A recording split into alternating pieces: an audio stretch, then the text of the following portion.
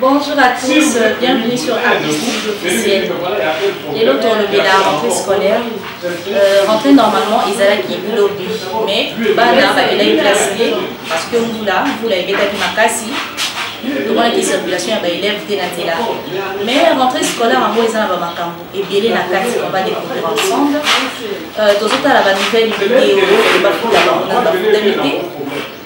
pour enseignant va toucher la jambo qui va moi salaire na bon bien mais on dirait bazui na nombo na bango mais gratuité ça bana bazui ya classe bana bazo tonda ibeli na basale les autres sur na ba directeur na ba directrice ya école toza lelo na EP4 na Saint-Pierre to na bango ba expliquer biso comment bayambaki bana ngamoko na côté na ngai na kutana kina batu ya sekopé bao baladelaka ba problème ya enseignant bata sekopé ba ebisaki nga boye bango basali ba contrôle na bango problème eza que ba enseignant mususu bazokende ko se plaindre mais baza complété baza na ba document baza na ba dossier na bango baza na ba dossier complété donc baza na ba diplôme té donc abandaka enseignement boye parce que bazwaka ye bafandisi ye azotangisa azupe maîtrise mais azana ba document na union sorti donc dossier na isa vide donc voilà pourquoi baka ya bongo c'est ko faire le baki ataki baka wana mupandi mais bazolela kaka il faut bafutama ba umeli na enseignement et tout c'est ko pepe aza ko se défendre na ndenge na ye basala ki ba contrôle na bango ndenge basalaka ba dossier ekotaki un bon nombre déjà besoin qu'une partie en pour la bango mais il y a encore d'autres enseignants et le babi bafuta mina noté mais avec la gratuité baza quand même obligé ya courir à l'école pour la kotangisa bana to kutana maman directrice au aza awa na quoi nanga to tuné bonjour maman directrice bonjour maman directrice ko kuto a na EP4 na Saint-Pierre lobi to moi qui mouvement ils allaient quitter mais rentrer à moi les qui ndengini lelo moni bana ba ndengini lobby entraînement est un peu timide pour bana bazaki ba milité nambula pendenge nokaki Teresa qui est plein d'eau bana bazaki pour milité lobby ba yembe kamwanda baza déjà milité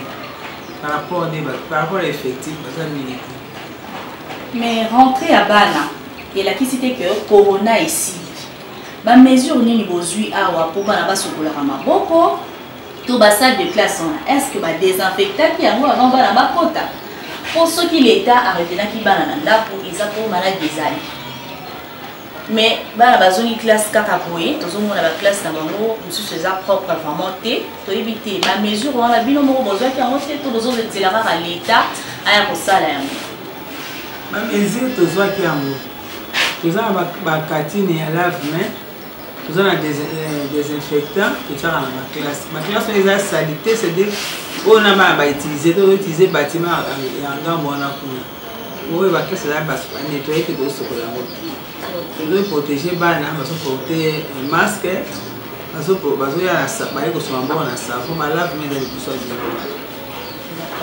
mais avec la gratuité les loba la mino bazaki na école privée ba une école ya l'état tozo yo kabana mususu ba lui baza 200 élèves na salle moko la condition bazo fan des arts vraiment déplorable bazo tanga la condition moko kuta yebisi na lobi tantine na yebi kutu jour na mona maîtresse ali ka pembeni na ngai tellement qu'il y a du monde na salle bana mususu bazo tanga bien té bon c'est na l'état nini pour ba classe et commis donc bana ba commis entassé na kati bon qui peut ça l'état nini par rapport à la situation wana bon c'est na l'état nini atongela bino l'infrastructure mususu asomba bon to asala ndenge ni bon toujours senga na l'état a balisa biso ba bâtiment mususu alors baki awata l'école eza na surpeuplé awata ba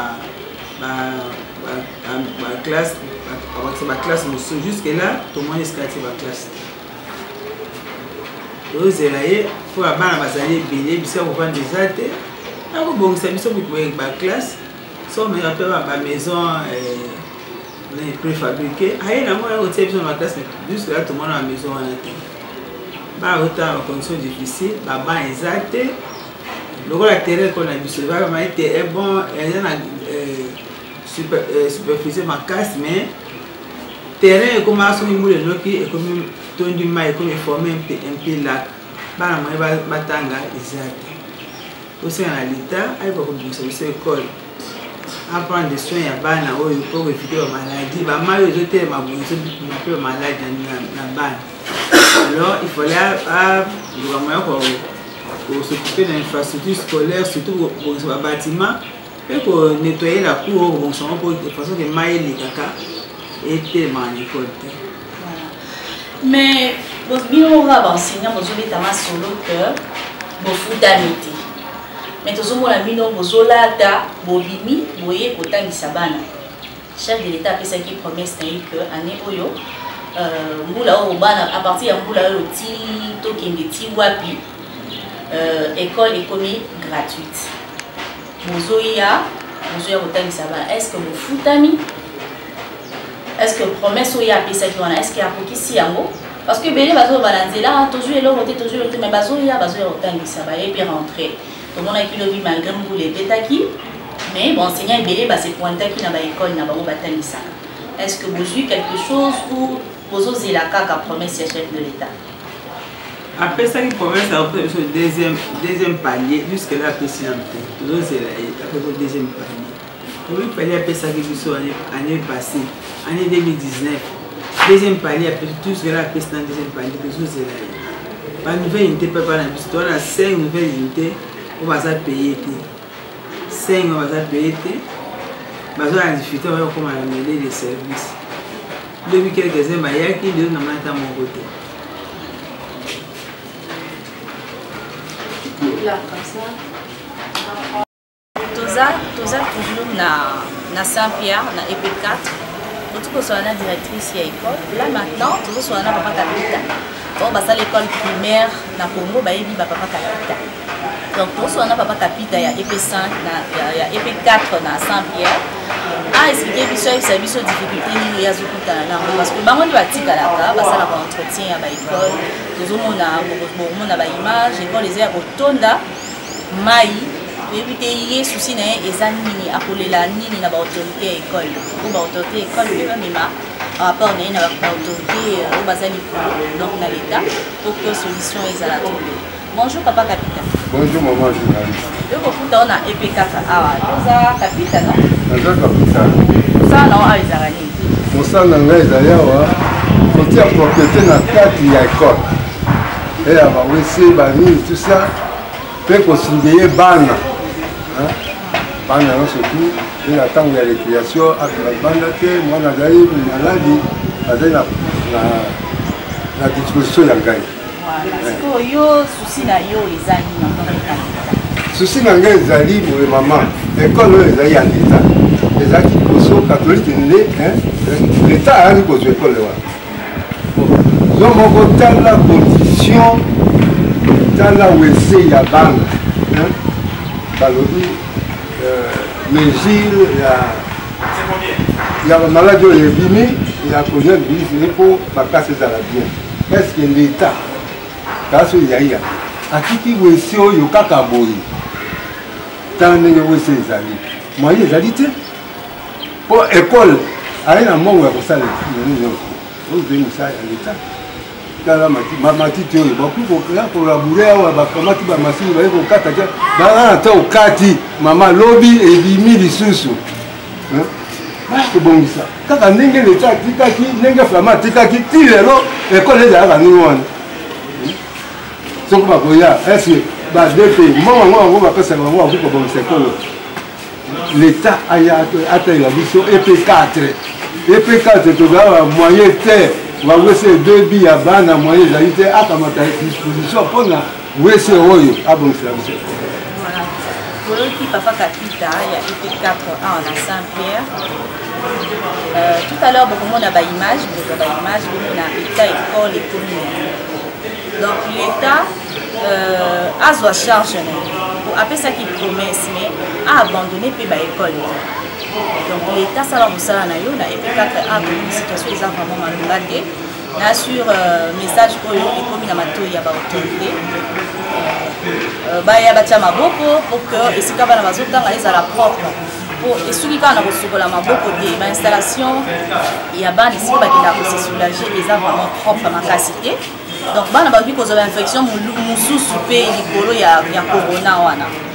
Donc, pour ça, on peut école, les écoles, on va faire la Kimbo Saint-Pierre, donc c'est une très bonne école. Suivi il y a Malumba pour soigner les alités. Donc, qui est papa capital, l'État et ça va pour bâtir donc, on va voir d'autres enseignants.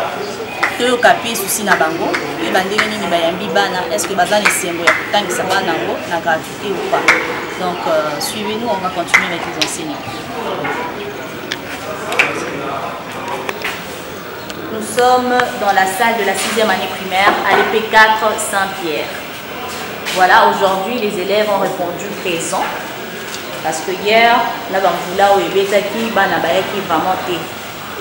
Omoni bana bazala bon mususu eza vide donc bana mususu nanu bazongi kela cité tokotuna mwa mituna na professeur na bango. Bonjour professeur. Bonjour maman.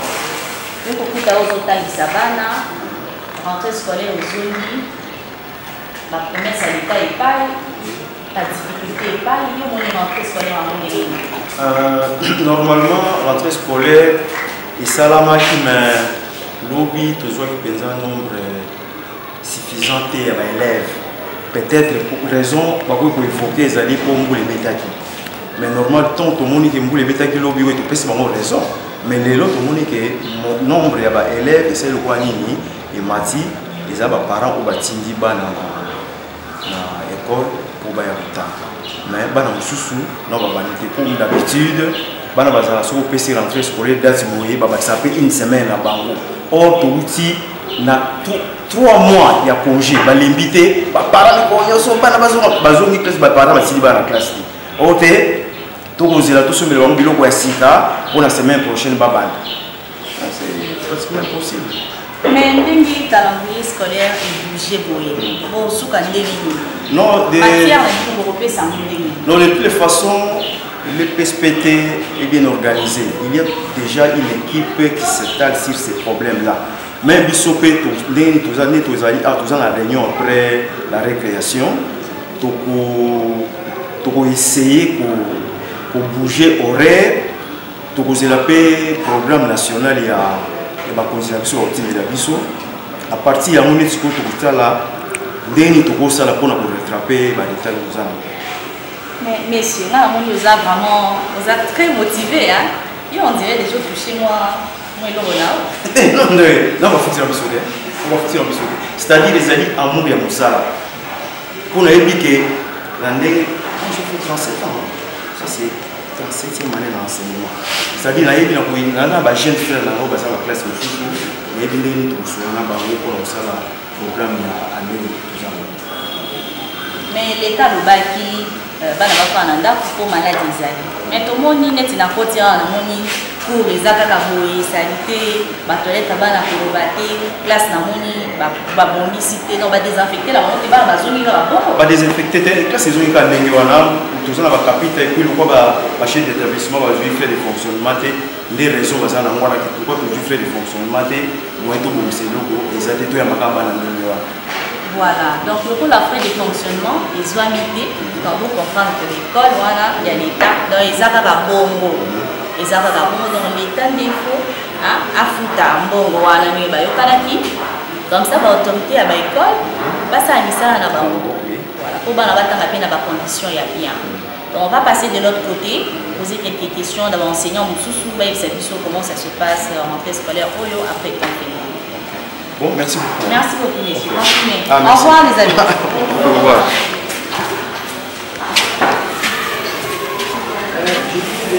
Là, nous sommes dans la cour, il y a l'école, il y a EP4 à Saint-Pierre. Nous avons un lac artificiel.